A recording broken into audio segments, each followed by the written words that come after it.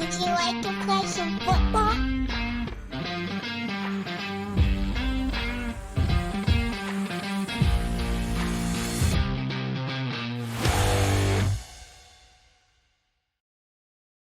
And welcome to another edition of Gridiron and the Gospel of Faith in College Football podcast, a college football playoff selection Sunday edition. We are recording this Sunday evening. You're going to listen to this Monday or sometime in the week, and I am so glad that you guys are with us. I'm George Schroeder. Brad Edwards joins me. Todd Unzicker joins me. Jonathan Howell joins me, and we are going to break it all down in a way you have not heard it from any of those other talking heads, and it'll be great. Or I'm making way more of this than it is, but we appreciate you guys listening. Guys, Selection Sunday is finally here. No more fake rankings. Now we have the real rankings, and we have plenty of controversy anyway. So after the results of Friday and Saturday with the conference championship games, after the results of a 12-game season before that, did the committee get it right? And I think that's actually kind of a broad question. It's more like, what did they get right, and what are the parts you think they got wrong? But have at it. Todd, what are your thoughts on what they did, the field of 12? Yeah, I will start by saying what I think most the top four I felt like were pretty good, although I would have made an argument that Georgia being number 2 won't matter a whole lot on the bracket side, but it's hard for me to not see that. There's been some precedent where guys have dropped down a couple spots, but I think they got it right in that Miami getting in and Notre Dame not. I had, because we've talked about this on this podcast for weeks now, I thought those rankings were just not good when all the other metrics looked pretty even. You got to go to head. So I liked seeing that. I do think the Ole Miss and A&M, that probably could have been flipped around a little bit. And I'm actually incredibly critical, though, of it as a whole, George, because if the goal is to, what we were told when we went from 2 to 4 was we want no controversy. We want to settle it on the field. And there was controversy. And then we said we need 12. We want to get the best 12. This isn't the best 12. And so I think we actually have more debate and more of a problem. And I am so glad that Brad is back with us on the Gridiron of the Gospel, because I feel like I have a kindred spirit in bring back the BCS. Brad, bring back the BCS. Yeah, the folks in South Bend would like to bring anything other than the current way of doing it, and maybe pitchforks they would and have gotten a better torches. result, That's what they want. Yeah, Pitchforks look, and torches. I agree with Todd in that I think they got the right 10 in, top 10, given what their guidelines are. 2 of their principles are that head-to-head is extremely meaningful. And then another one is that teams should not be punished for having to play on the final weekend. So based on those 2 things, Alabama would stay in, and then Miami would be ahead of Notre Dame. The problem, as has been well documented in coverage throughout the day, is that they set up Notre Dame over the previous weeks and then pull the rug out from under them at the end by giving the impression that they were safely in and that they were, for some reason, ahead of Miami. The head-to-head didn't seem to matter until it did, after neither team played a game. I think that's the big issue is, and if there's something that I think needs to really be reevaluated because of this, I mean, look, most of us have thought this needed to be reevaluated from the very beginning. Like, what is the point of the weekly rankings prior to the last ones? There's no point, former There is no ESPN point, employee. except for giving people something to talk about and ESPN making more money off of it, right? But that was the problem, is that they gave rankings before the final week. If there had been nothing before this, I don't think anybody would have really argued that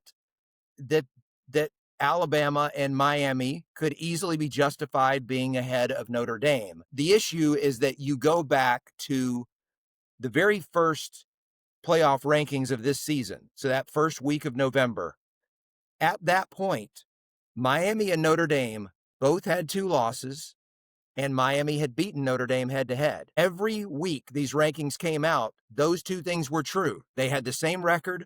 Miami had won head-to-head, and yet it wasn't until the final rankings, coming immediately after neither team played, that it finally flipped. And that is just, I can't imagine how frustrating that is if you're a Notre Dame fan. Yeah, Jonathan, Yeah, go ahead. Yeah, on the Notre Dame thing, I mean, I agree that they got it right at the end. It was the lead up to it that caused the issue. Notre Dame won every game the last 4 weeks of the year and dropped in the rankings. And if there's a little bit of me that wants to feel sorry for Notre Dame, it's that.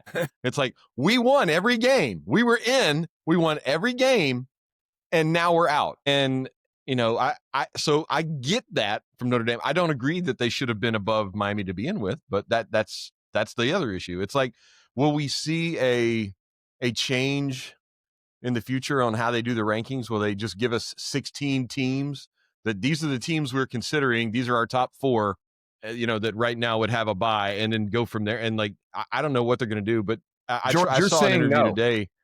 I saw an interview today with the guy from, the guy over and his name escapes me. Rich Clark, former U.S. Air Force Academy. And he was trying 14 different ways to talk sideways and say the same. It was a debacle of it. And Reese Davis was putting it to him. And good on Reese for doing it, because, he was asking all the questions that he needed to ask. And it was not a very convincing argument of what were you guys doing the last couple of weeks, because you flip-flopped at the end. And he had no answer for Hunter Yurchek, the Arkansas AD. that one. Yeah. Who's put in a thankless job as a chair after Baylor's Mac Rhodes. Nobody, that's a job I don't think anybody would want, by the way. There's a lot of jobs in the world I wouldn't want. For the committee, but, and you can't really explain what happened, and they're just sort of making things up, and all the explanations shift. And inside your rankings each week, you employ this reasoning for that and this other reasoning for the other, if that's even the reasoning. And Brad and I have talked about this before, but look, I just want to say this to y'all. I was against the weekly rankings before they started them. And I went back and looked, and I texted this to a couple of you guys earlier, but in 2014, before they did the first weekly ranking, I sat down with Jeff Long, who was then the Arkansas athletic director. Oddly, he filled in this year after some people backed out earlier. So he's actually on the committee. But Jeff Long was the Arkansas athletic director. And I basically wrote, this is a really bad idea. It's nothing about except driving the conversation for TV, but they risk locking themselves into this poll mentality. And that's exactly what we've seen happen. And even if the committee doesn't get locked in and they flip them, like they did this week with Notre Dame and Miami, you've locked everyone else into that thought about what how you're ordering these teams. And so, I have all sorts of thoughts on that. George, you said no on the tweaking when Jonathan. I don't believe it's going to change. We tweak it every year. It's an you can tweak what the committee does, but what they're not going to tweak, and I don't think they should, because the committee's doing a good job of what they have. But what you're not going to see is them change the weekly rankings. I really don't think they did. I think they should probably you can do one at midseason, and then, which would be the equivalent of that Halloween time ranking, and then come back and do just the final ranking. But they like the fact that on Tuesdays, they drive the narrative in the sport for 6 weeks. They're not going to change that. And ESPN doesn't want to change that. And I'm not mad at ESPN. They're in the business of ratings and money. But the playoff has to do what their prime partner wants to do. So I feel like there would be just as much speculation, if not more. Actually, it would be more speculative if you didn't have rankings, and there would almost be more conversation, because there wouldn't be elements of this that would kind of be accepted as a given, right? But you wouldn't be able to put a TV program together with lots of Dr. Pepper commercials. And y'all, I'm drinking Diet Dr. Pepper right here. So if you guys want to sponsor the podcast, like a heathen over here. Yeah, I'm sorry about that. But when in Texas, it's Dr. Pepper. But they wouldn't be able to sell Dr. Pepper. You're right. There'd be plenty of conversation around the sport, but it wouldn't be an ESPN program. Is there a First Baptist Church of Fansville? I haven't seen it yet. I love that. But I love that. I'm going to get on that. I'm so sure. Listen, somebody's going to pick up on that, and they'll probably be careful with the denomination, but they're going to figure that out. Yeah, well. Hey, let me what say about one my other idea, thing. though, with 16, on that note, George, if they came out and said, all right, these are our 16 teams under consideration for the playoff. Every week, and then, because I think with 16, you'd have enough movement with people losing and stuff in that, you do it with alphabetical 10 to 15 range. And, you do 1 through 4. These are our 4 that we're considering, that right now have a bye. And then here's the other 12. And then the argument could then be made. But still, people are going to, they're going to expound on the rankings from the coaches in the AP poll anyway. But at least that wouldn't lock them into something that they're having to deal with. I don't know. I don't disagree with that. Brad, you were going to say something. Yeah. Let me just say on that. Another thing it would accomplish is that it wouldn't lock them into a situation where, like, for example, as soon as I say this, Notre Dame fans are going to be, well, look what they did to us. But because they had Ole Miss at 6, there was no logical reason to move Ole Miss. And so it naturally set up a rematch of a game that was a complete blowout in the regular season, which was Tulane at Ole Miss. Without having those next to last rankings, they could have easily moved Ole Miss one spot on the seed line and make Tulane play someone else. Well, there's maybe another rematch too. Alabama's going to Oklahoma. Yeah, Alabama, Oklahoma, and look, I'm sure Oklahoma is like, look, we already beat Alabama last year. We beat them again this year. You're going to make us beat them for a third time in 2 seasons. So that stuff can happen. But what the comment I wanted to make though is that the selection committee, from the time they expanded to 4 teams until now, has stated that their goal is, now with the 4 team, it was to get the best 4 teams in. Now it is to get the best 7 at-large teams along with the top 5 conference champions. I don't think they did that, because I have from the very start disagreed with how they go about determining who is best or who is better. This team is better than that team. To me, it's something that you just have an opinion of based on watching teams play.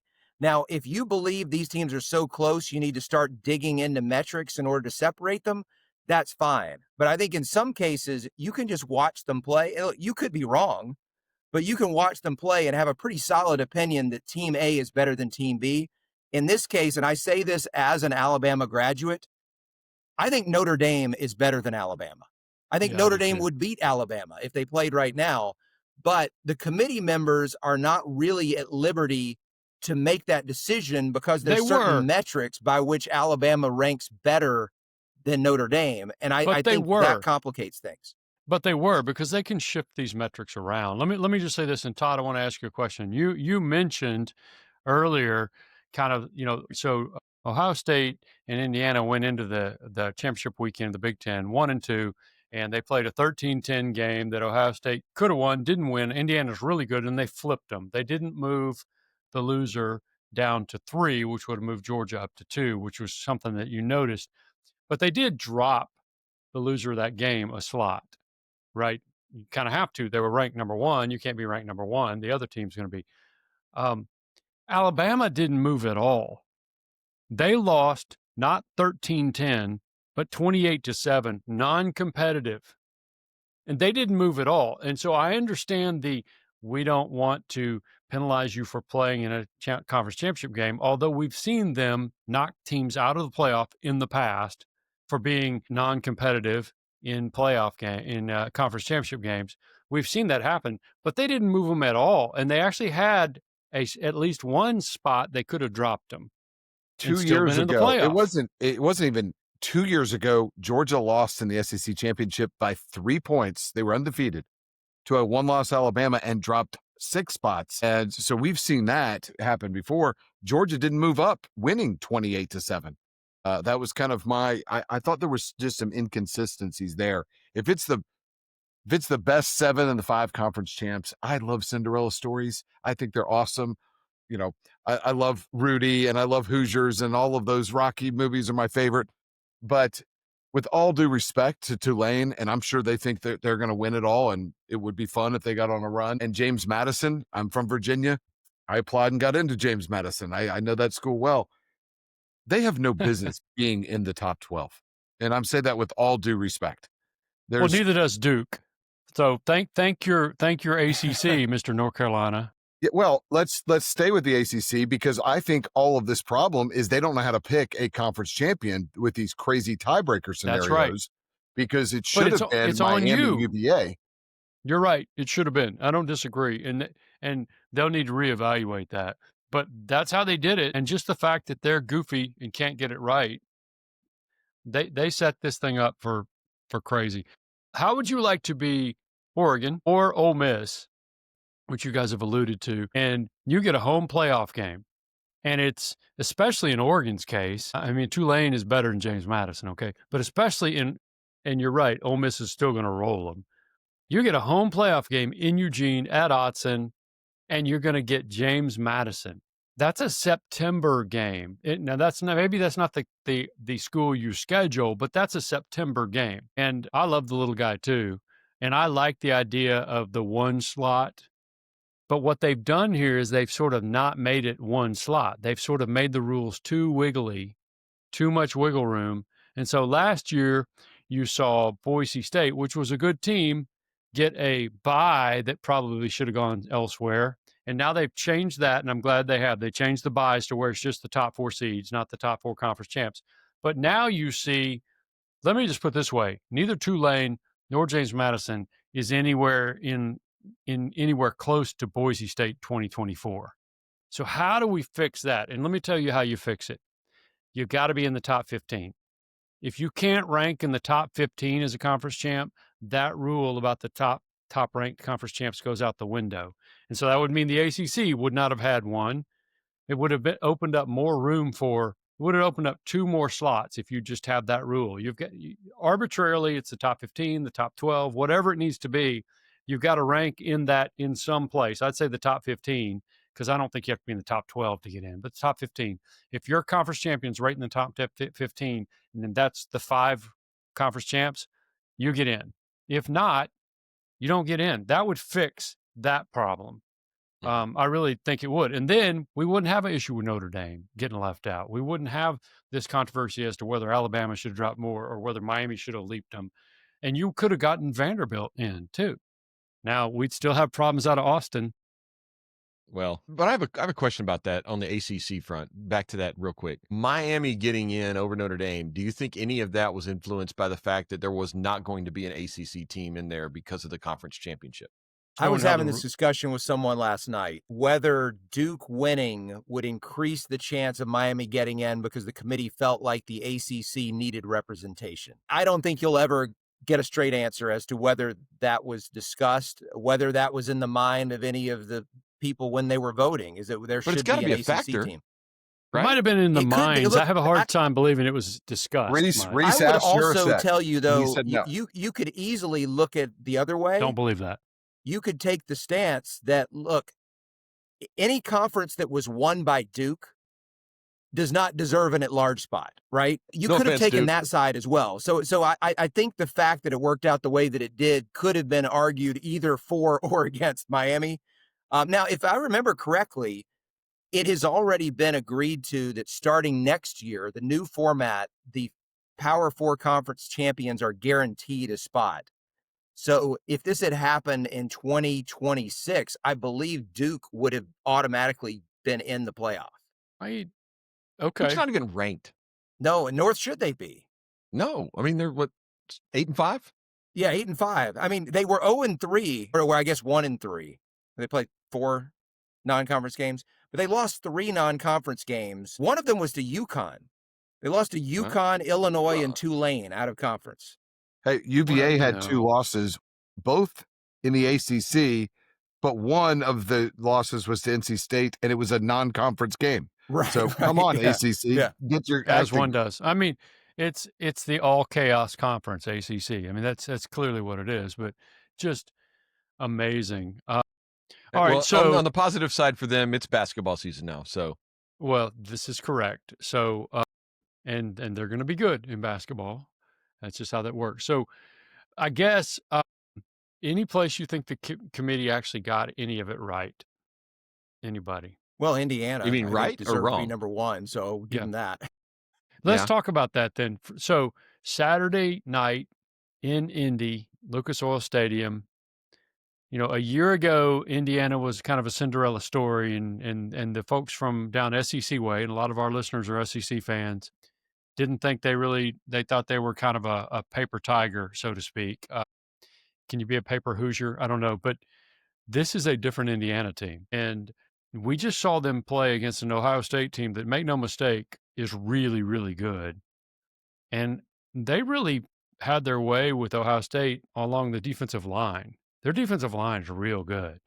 Ohio State's is. And you saw that when Ohio State get in the red zone and couldn't move the football. And then, of course, had a 4th down stop and then obviously shanked a field goal that would have tied it late. But this Indiana team is really, really good and frankly deserves to be number one. Are they going to win it?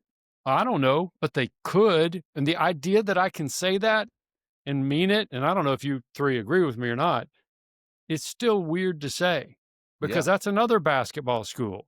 Yeah. Well, look, I think if you look, and we've discussed in recent weeks what NIL and the transfer rules as far as being able to transfer and play immediately without having to sit out a year, what the combination of those things have done to change the sport and create more parity. And I think nowhere is that more obvious than looking. 3 of the Power 4 conference champions are Indiana, Texas Tech, and Duke. That doesn't scream leveling of the playing field. Now, Texas Tech is a little bit of an exception in that there isn't a blue blood in that conference. Probably somebody with not a lot of, football heritage is going to be the champion most of the time. But Texas Tech was certainly not a team that was a factor in the previous 5 years. They just kind of came out of nowhere. And the transfer stuff is a big reason why.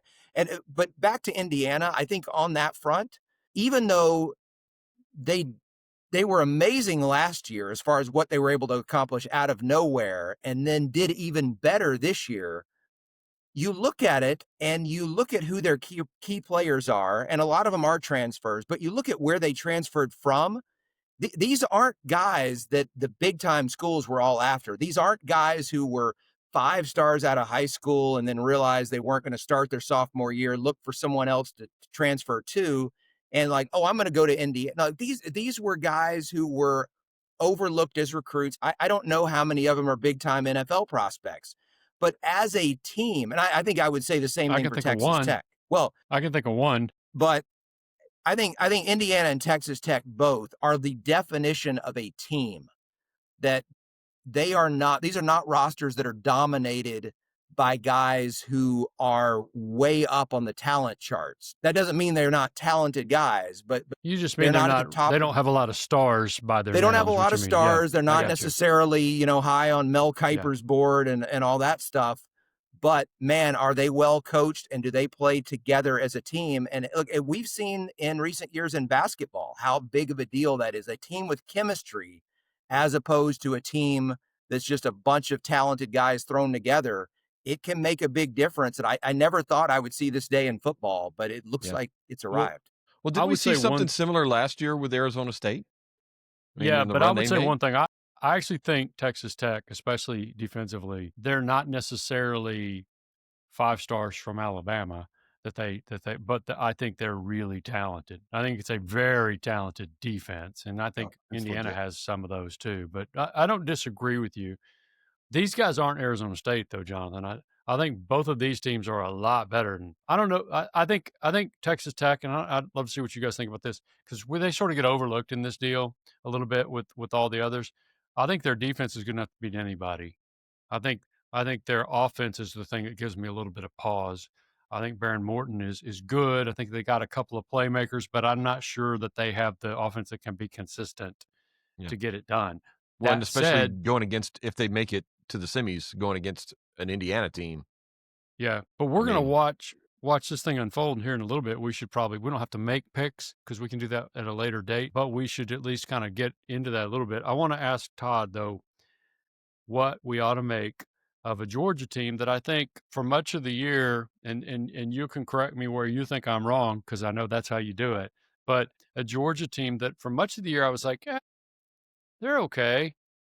I don't know if they're like your older brother's Georgia team, but here recently, now, look, I get it. There's a recency bias because a week earlier they beat a Georgia Tech team by 7, but they looked Saturday like a Georgia team we've grown used to looking at. That's what they look like.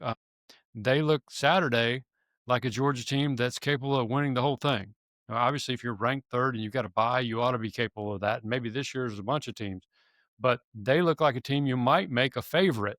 If we were going to do the favorites, they might be one of my 2 favorites.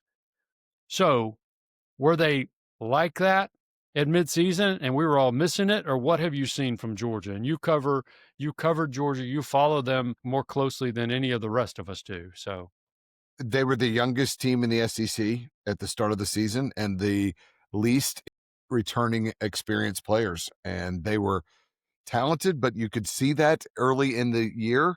We remember against Tennessee, against Alabama, they were hot and cold, and that's what young, inexperienced teams do. And they were giving up a lot of points, and people were saying, where's this Georgia defense? Well, you're seeing it. The last 4 games, they're giving an average of 7.2 points a game. They gave up 10 to Texas. They gave up 7 to Alabama, 9 to Georgia Tech. And so I think what we're seeing is a team that is maturing. Everyone has always talked about Kirby Smart and his development. I mean, that's what the NFL scouts have said for years. He's really good at that. That's kind of what his hallmark. And I just think you're seeing a team that is peaking at the right time, and part of that is just the experience. And I think it showed up on Saturday night where, I think Alabama has really struggled. If you look, they've beaten Auburn. And Brad, you would know this better than I, but I was looking at their last 5 games, and when they played somebody good, they really struggled. And even the games they won were against teams that were not very good. Alabama has not looked like a playoff caliber team since the middle of October. And some of their scores have looked a little bit better than it Except actually to the looked committee. on the field.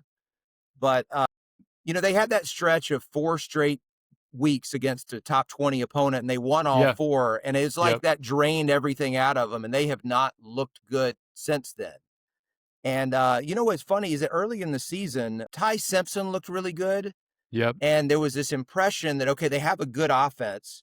But I was looking back. I'm see if I can find it here on my phone. I was texting this to somebody last night, and I was looking back at Alabama's point totals in SEC play, and they had, well, I can't find it, but anybody can look it up.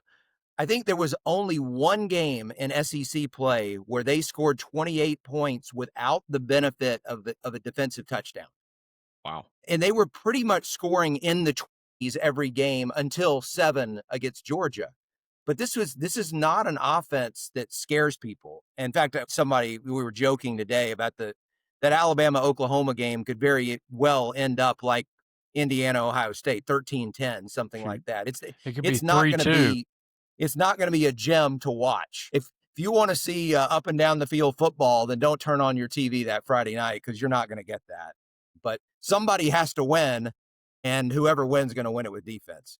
Yeah, no, that's going to be interesting to see. So for sure. So, all right. So Notre Dame did not get in, and the Irish decided not to play in a bowl game. We can go back to the actual 12 at some point, the teams that got in. But what are your thoughts on Notre Dame bailing on a bowl game after getting left out? And look, I'm going to say one thing. I don't think they would have done it. This goes back to an earlier piece of our conversation. If just there had been no previous rankings by the College Football Playoff Selection Committee, and then today, just out of the blue, they had unveiled them, they'd have been mad, and a lot of people would have been mad and upset.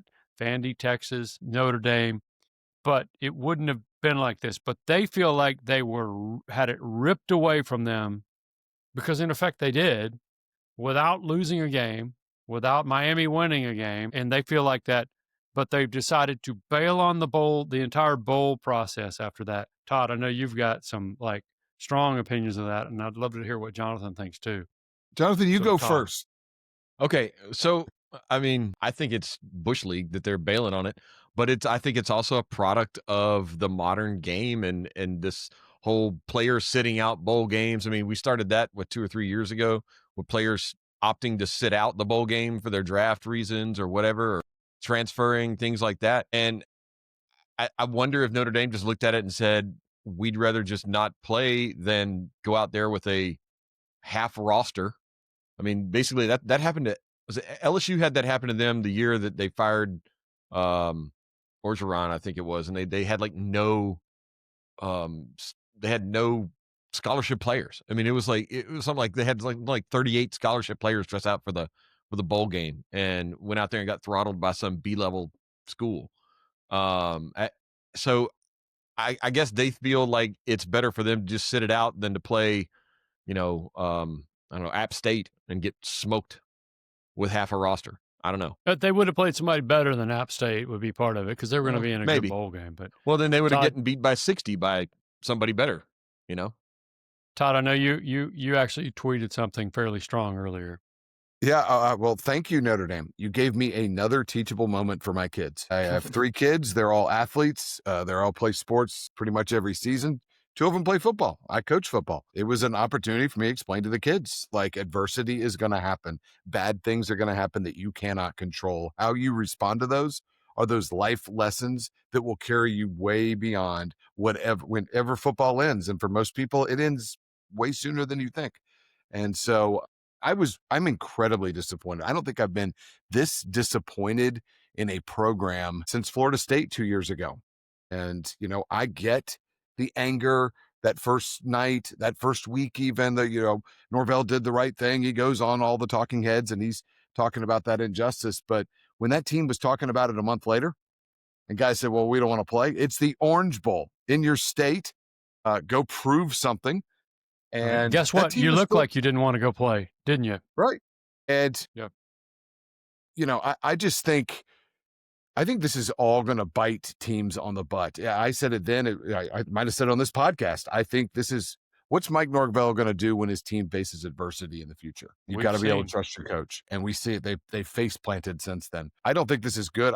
It shocks me a little bit that Marcus Freeman would go along with this.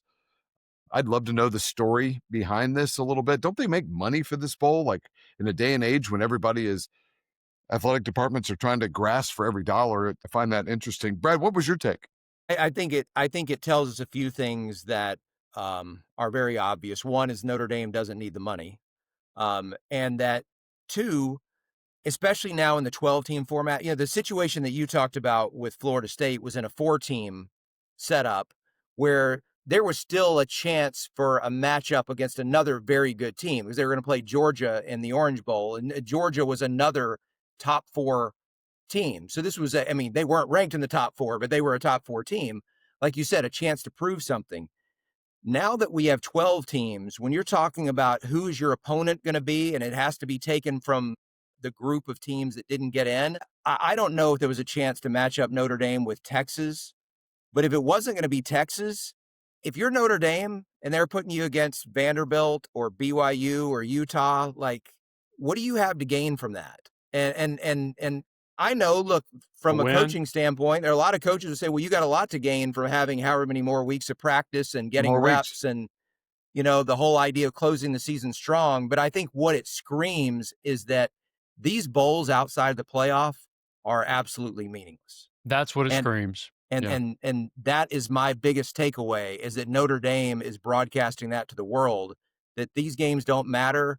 And when we had a season like we just had, we don't want to be part of an exhibition game. Notre Dame turning down a bowl game, which is different than Florida State not showing up for one, right? I mean, they didn't literally not show up. They just didn't show up, and Georgia pasted them. But Notre Dame not playing in a bowl game, turning down the opportunity. Here's what I'm saying. We've known that bowl games are on the way out, sadly, in my estimation, because I love bowl games. I think they're great for college football. It's part of the pageantry and the tapestry of college football. But the playoff is killing bowl games. And some people are like, okay, great, I don't care. Playoff is killing bowl games. This will accelerate the death of bowl games. The fact that a Notre Dame has said, yeah, you know what? We didn't get to be the 10th best team in this case, because that's what they would have been. The last at-large team would have been the 10th best team. We didn't get to be the 10th best team in the country in the committee's mind, and we're not going to play in a bowl game. That right there, when someone of Notre Dame stature says, yeah, we're just not going to do it, that's going to hasten the demise. I don't know what that means in terms of years and time and everything else, but we're going to see that happen again in the future. And I agree with Todd. I don't think it's the right thing to do. I'm just saying we're going to see it happen. And eventually what you're going to see is the playoffs going to grow, whether it's 16 or, please, Lord, don't let it be 24. But whether it's 24, like Tony Petitti, the Big Ten commissioner, wants it to be, it's going to continue to grow, which means that there'll be fewer and fewer teams that are going to be in bowl games. And the ones that don't make that expanded playoff are just not going to want to play anymore. And one day we'll look back 10, 15 years from now going, man, we really lost a lot. We really lost a lot. Killing the But I think sport. It's killing what we it is all going to, loved. and it's going to kill the regular season at some point. Yes. Everyone and everybody's excited because the viewership is, I think it was the highest this season since 06. I'm going to watch every minute of the playoffs. I mean, it's going to be exciting. I think there's a long-term effect here that is not healthy for the sport. Everyone wanted to expand the playoffs to make it like every other sport. And I'd make the argument that what made college football great was it was not like any of the other sports. And I think that this is not good. I want to talk to some of my coaching buddies because having those bowl games and getting those extra practice days, Brad, you just touched on it. That's always been a big deal. 15 extra days in December when there's no school, nothing going on, you get all that time. That's shock. I don't understand that. That feels like a whole different. That feels new to me. And look, and I would say those extra practices are probably more valuable now than they've ever been, given the number of guys on your roster who are going to transfer out or opt out of the bowl game even before transferring out. But you always had like a few guys that are going to turn pro early, but now there are even more guys who are going to leave your roster. And so to have a chance to look at those younger guys that didn't play much, get them more practice time with the ones, with the twos, that's going to be so valuable to you going into spring ball and then heading into next season, even more so than it was before. Jonathan, when Todd said something a minute ago, and you started to jump in there. Y'all check us out on YouTube, and you can see his reaction was, "Todd, you crazy." That's basically what he was saying. I disagree. I don't think that it's going to hurt the bowls. I think Kennesaw State's always going to want to go to the Foulon Weed Eater Independence Bowl or whatever, the Gasparilla Bowl. I think the Holiday Bowl, the Houston, the Texas Bowl, whatever LSU's going to, those are the bowl games I think that are in danger. It's those mid-tier bowl games. Even I don't even know which other, the Liberty Bowl or whatever it may be. I know, but those are the ones that I think are in danger of losing their relevancy because they're not one of the top levels. But they're also one that, people aren't excited about going to because it's the first time this school's made a bowl game since they made it up to, FBS or whatever. Kennesaw State's pumped about going to a bowl game. Troy or whoever, I mean, they're pumped about going to a bowl game. But Power Four, there's a whole group of Power Four schools that have no real shot at the playoff that would be super, that like to go to bowl games. They're going to go away at some point. I mean, Florida would love to be going to a bowl game. Yes. But then they'd be mad. So and so would Auburn. Auburn would love to be going to a bowl game. Yes. We could name a few more. So but other people don't want to go to bowl games. So Notre Dame turned down a bowl. And you guys know the deal is you got to be 6-6. And if you don't have enough 6-6 teams to fill the bowl, you start going to the 5-7 teams with the best academic record, which is itself kind of a funky deal, but that's an NCAA thing.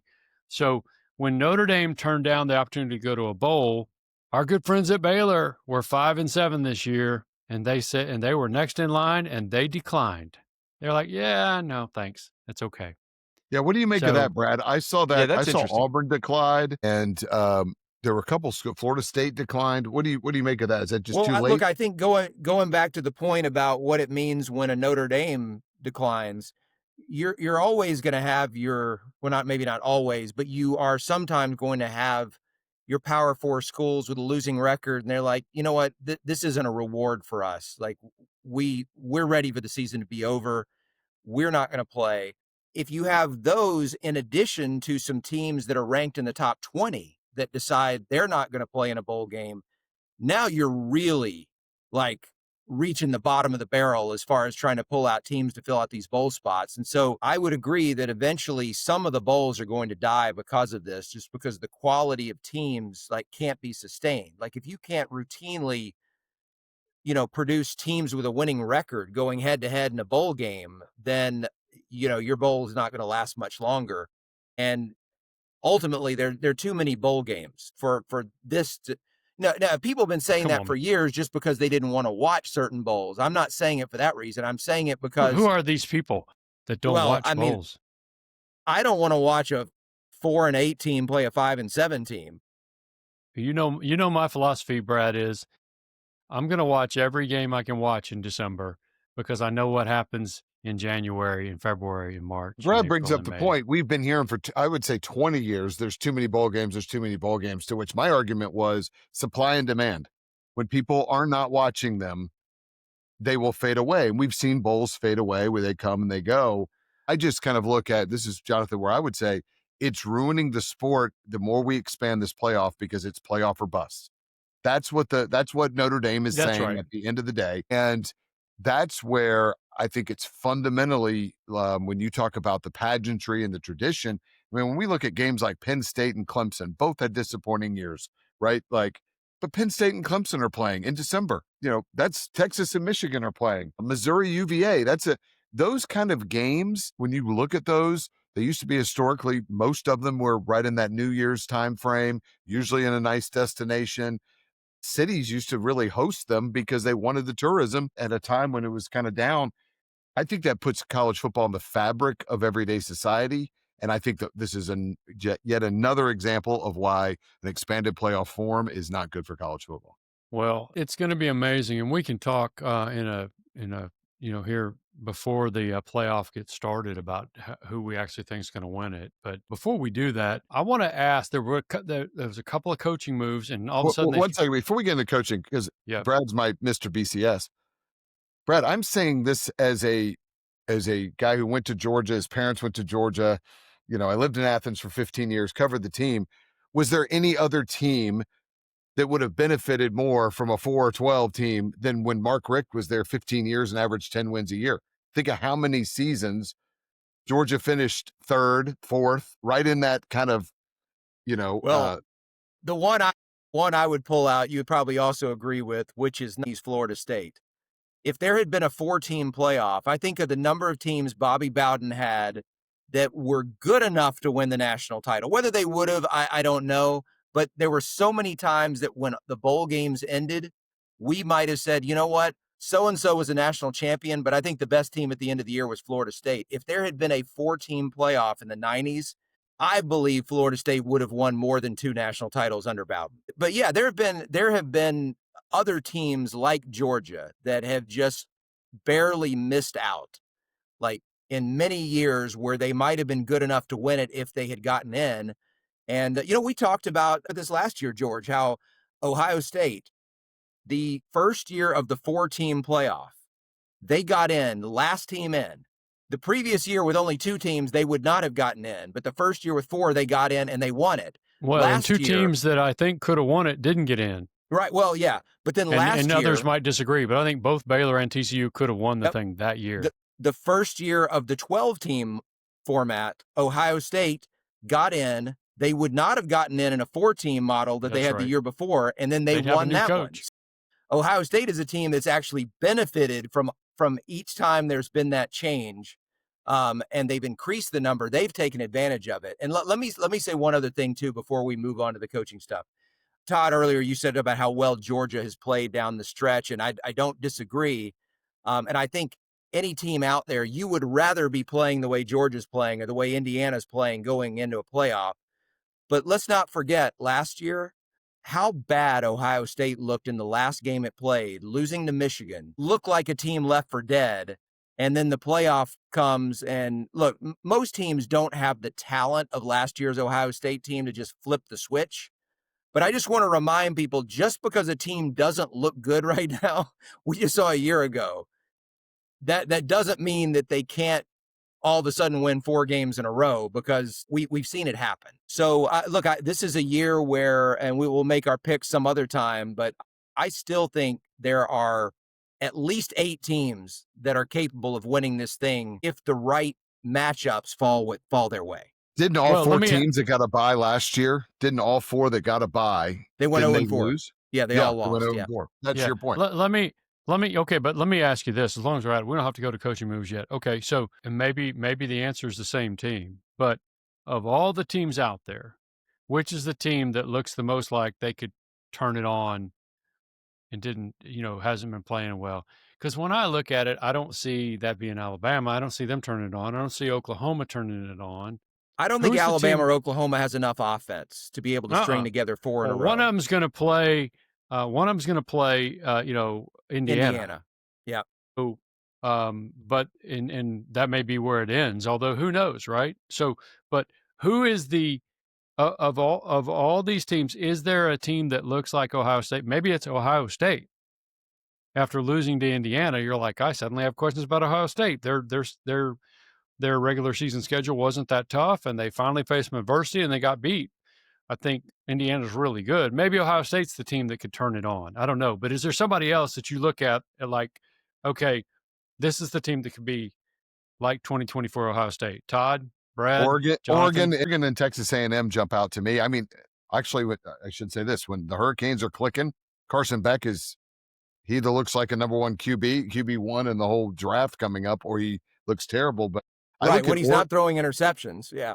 Right. But I really do look at, I think Oregon, they've won in kind of slobber knocker games and they've won in shootouts. Oregon has shown that they can win. And Oregon is kind of that team that's kind of laying there to me. But I think that Miami Texas A&M game is going to be intriguing because I think either one of those teams can look the part. I think that makes sense too. Jonathan, anybody, we were talking about anybody from that could be like the 24 Ohio State team that just sort of turns it on. Yeah, Oregon.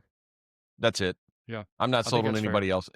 If Lane was still at Ole Miss, maybe them, but with all the hoopla over there, I don't see it. There's just too much drama. And I'm not sold on A&M. I've watched them a few times this year.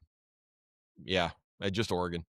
I think A&M is a lot like Miami in that their quarterback, when he is on, they look really, really dangerous. But he's also capable of going out there and turning the ball over 3 or 4 times against anybody. Yeah, I think those are two good teams to connect with each other, Todd, for that reason, that they're so quarterback driven and the quarterback has the ability to play really well that if he gets hot, yeah, I could see either of those teams going all the way to the championship game. You know, I think if you also, though, analyze the bracket, I think it favors if you want to call it a Cinderella, coming out of one side rather than the other, because the side with Indy and Texas Tech, as we said earlier, these are not teams that are laden with 5-star, high 4-star talent. And while they are very good teams, I think maybe they are more likely to be upset if they go out there and get sloppy, have a few turnovers, whatever. I don't think it's going to take as much of a perfect performance to beat them as it would to beat a Georgia or an Ohio State because of the amount of talent they have.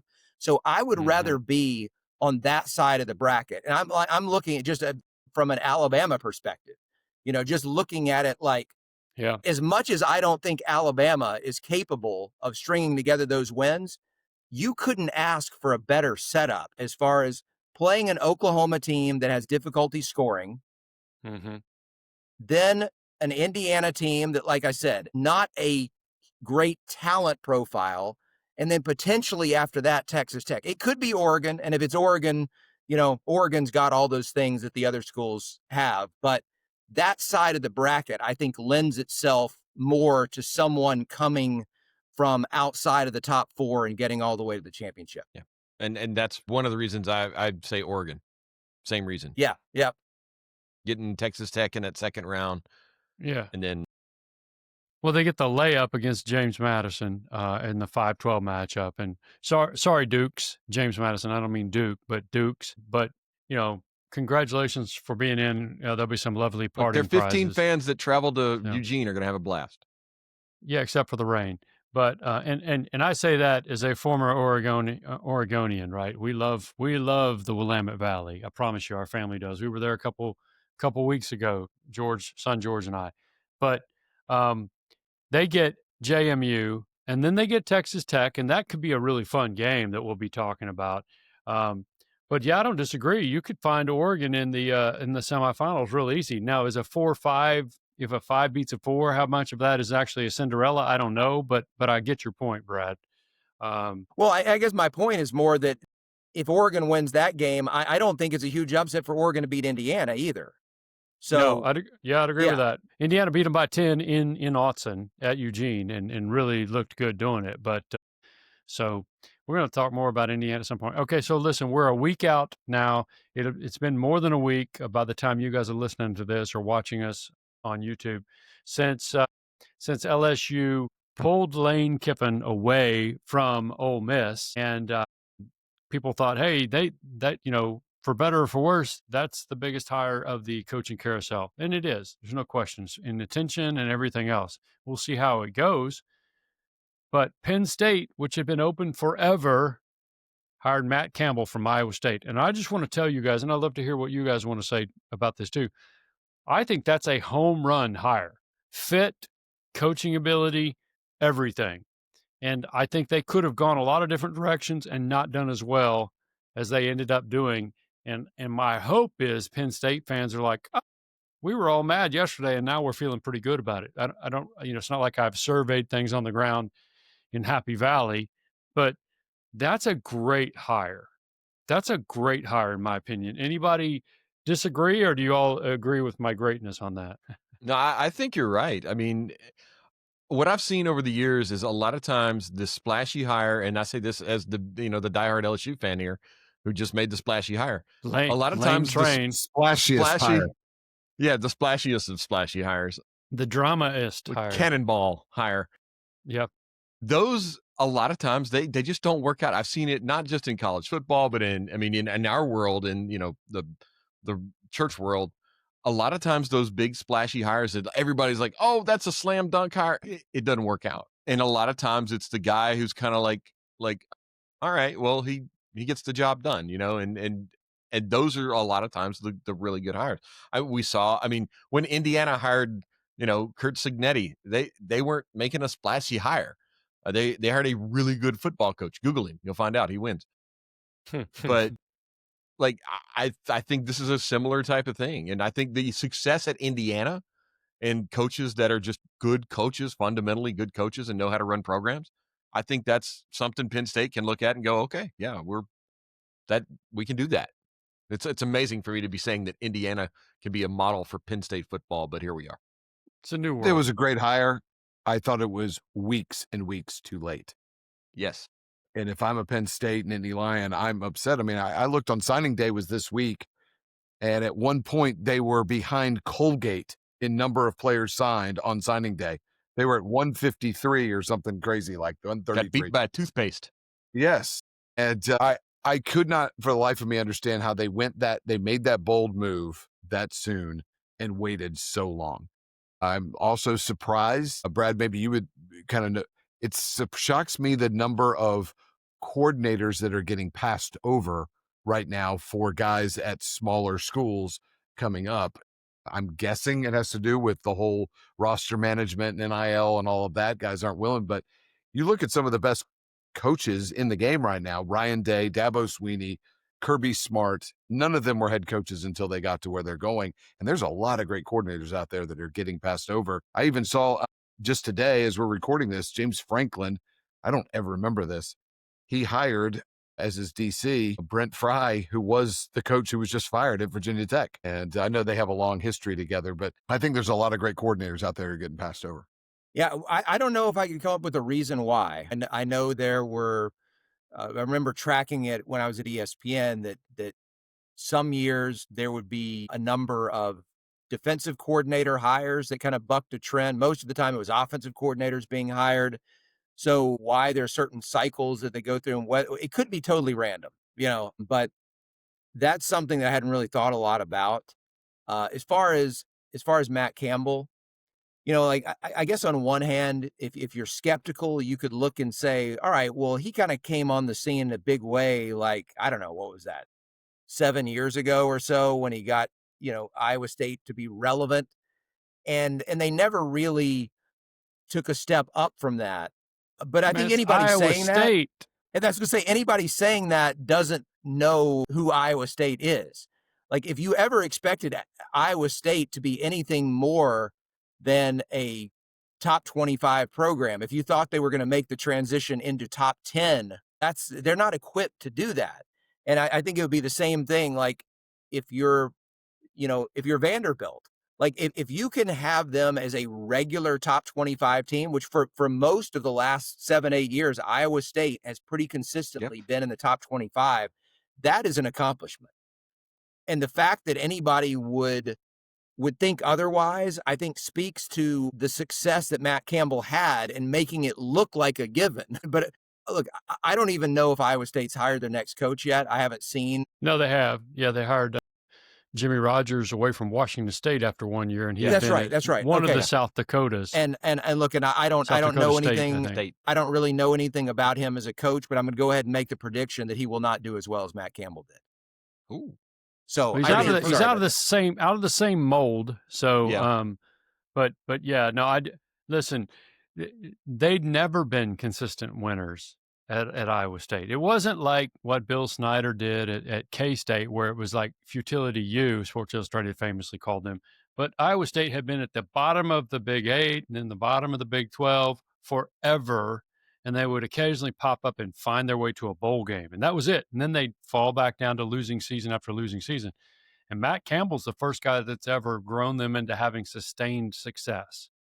It's not the same kind of success as what we're talking about in the playoff, but you sort of explained that just now. So, but he was also coaching in a Big 12 or with Oklahoma and Texas and he gave some of those. He gave some of those Lincoln Riley. He ruined more than one teams fits. Yeah, he ruined more than one season back in the day. I mean, Yeah. So now a lot of those Lincoln Riley teams, it's not like they played defense. That was kind of the thing.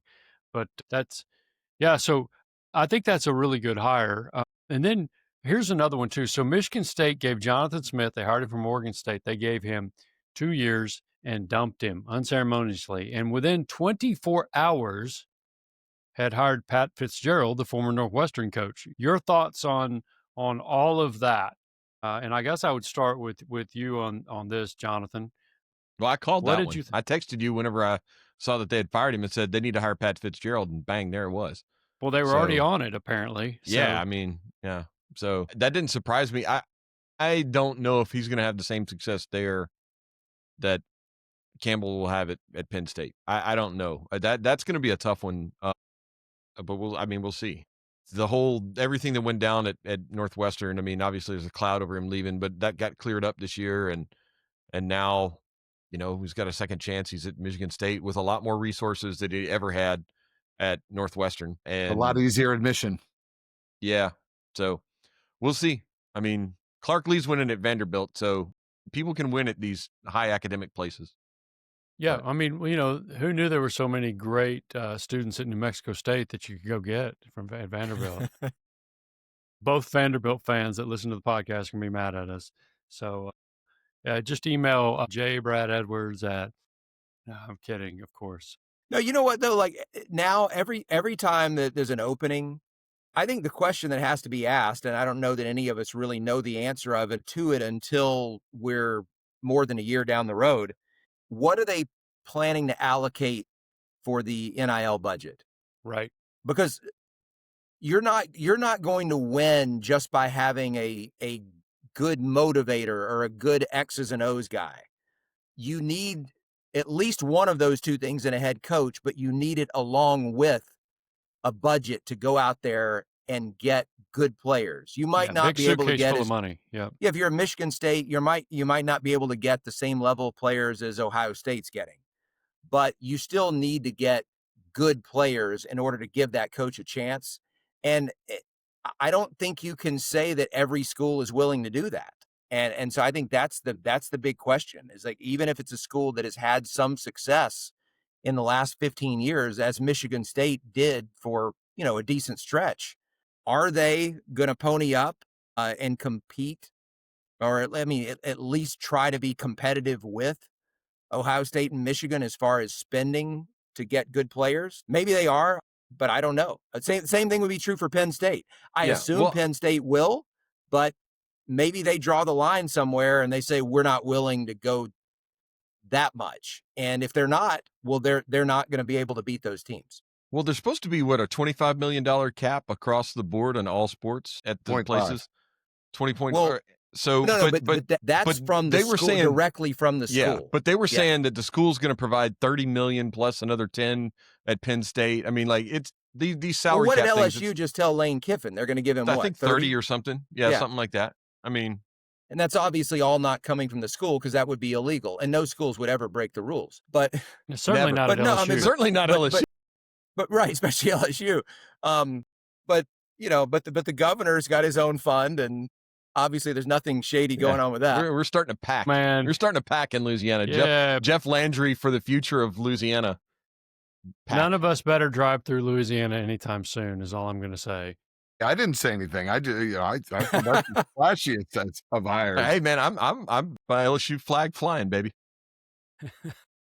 Coaches always say you have to have players, a plan, and a process. And they always say you start with players because you can have the greatest plan and the greatest process, but if you don't have the players, it's not going to matter. And that's what we're going to see. Somebody said earlier, Signetti had the players he wanted to bring over with him. And that's because he had already worked with them. I think Indiana is benefiting from almost an old school model in that Signetti has had these players for a number of years.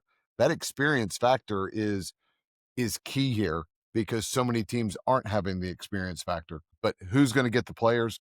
You asked the question about Michigan State. I think Pat Fitzgerald's a heck of a coach. I know that there was a cloud there, but he was found in the settlement that he was not liable for that. And so for that, good for him. And I wish him well. I think he's a great coach, and I think he's going to – college football is better when Sparty is good. And so I hope they do well. We stole Nick Saban from them.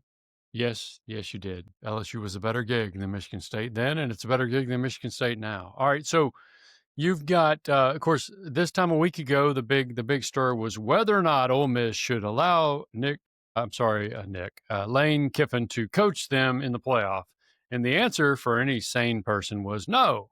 Just letting you guys know that. But we've got some guys who are staying with their playoff teams after being named head coach at other schools or offensive coordinator. Will Stein, by the way, from Oregon, offensive coordinator, is going to Kentucky. Tosh Lupoy is the new coach at Cal. He's the defensive coordinator. Those guys are going to stay with the Ducks until the Ducks are out of the playoff. And then John Sumrall at Tulane is going to stay with Tulane rather than starting with Florida until Ole Miss beats them, but until they're out of the playoff too. James Madison too, right? Yep, he's going to UCLA. Yeah, Bob Chesney's going to UCLA. Half of the field has a head coach or offense or coordinators that are leaving. And Ole Miss offensive coordinator coming to LSU with Lane. Charlie Weiss Jr. Yep. Mm-hmm. So yeah, so this is weird. It's weird to me, but I don't know if it's good or bad. It's just weird. So you talking about the Lane thing? No, just the coaches coaching other teams that they're and all the leaving. transition. Well, so the way I look at it is this: is your best chance to win in the playoff is to keep everything as normal as possible. And so the more you can keep those guys who have been coaching them every week up to this point in place, I think the better the chance it gives you to have success in the playoff.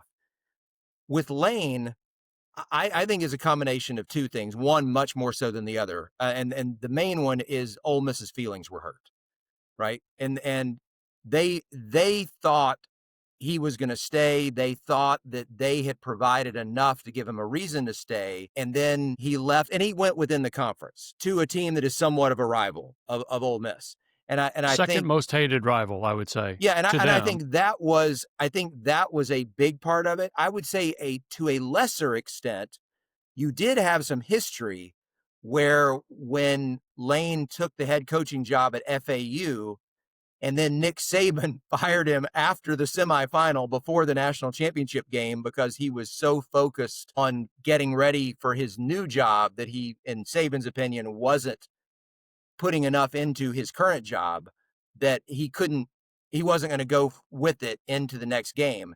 So whether that was a part of the thinking at Ole Miss that, okay, Lane's already shown once that he might have not just 1 foot in and 1 foot in the other job, but more like just still keeping a toe in his current job, that possibly could have been a factor. But I think the biggest thing is that Ole Miss had its feelings hurt by Lane leaving more so than any of these other places you mentioned whose coaches are going to go elsewhere, whether those are head coaches or coordinators.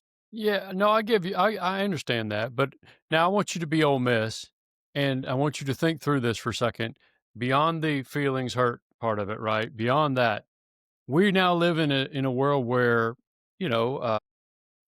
Signetti took players with him, right? We are used to that.